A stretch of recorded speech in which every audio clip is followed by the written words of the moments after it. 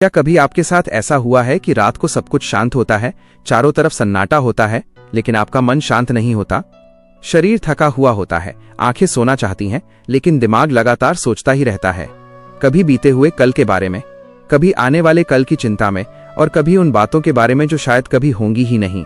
मन बार बार एक ही बात को दोहराता रहता है, जैसे कोई चक्र हो जो रुकने का नाम ही नहीं लेता। इसी को आज की दुनिया में लोग ओवर थिंकिंग कहते हैं।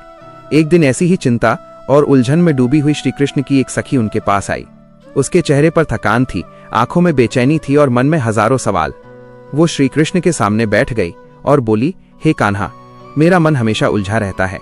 मैं हर बात के बारे में इतना सोचती हूँ कि कभी कभी लगता है जैसे मेरा मन ही मेरा सबसे बड़ा शत्रु बन गया है। छोटी छोटी बातों को भी मैं बार बार सोचती रहती हूँ। अगर कोई मुझसे कुछ कह दे तो मैं दिन भर उसी के बारे में सोचती रहती हूँ।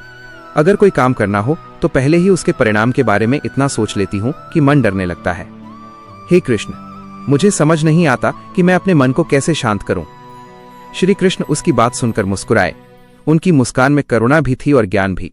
उन्होंने बहुत ही शांत स्वर में कहा, हे सखी, मन का स्वभाव ही ऐसा है। मन एक ऐसे घोड़े की तरह है जो अगर लगाम में न रहे तो हर दिशा में दौड़ने लगता है। तुम्हारी समस्या सोचने की नहीं है।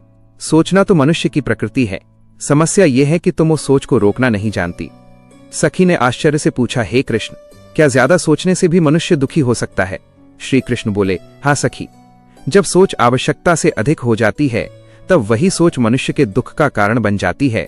अधिक सोचने से समस्या हल नहीं होती, बल्कि मन और अधिक उलझ जाता है। फिर श्री कृष्ण ने सखी को समझाने के लिए एक उदाहरण दिया। उन्होंने कहा, हे सखी, मान लो कोई व्यक्ति नदी पार करना चाहता है।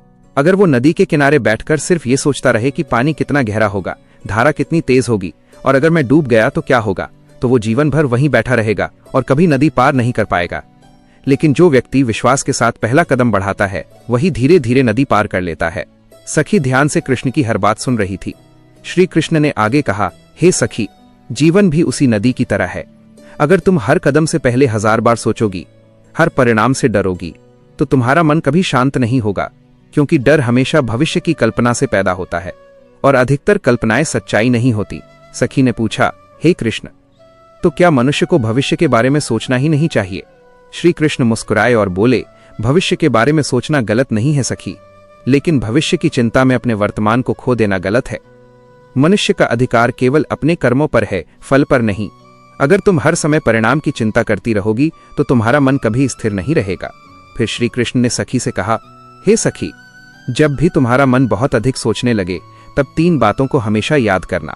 पहली बात, जो हो चुका है उसे बदलना तुम्हारे हाथ में नहीं है।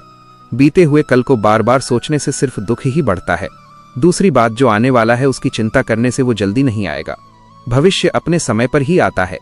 और तीसरी बात, तुम्हारा अधिकार केवल वर्तमान में सही कर्म करने पर है। जब मनुष्य अपने मन को वर्तमान में स्थिर कर लेता है, तभी उसके जीवन में सच्ची शांति आती है। सखी अब धीरे धीरे शांत होने लगी थी।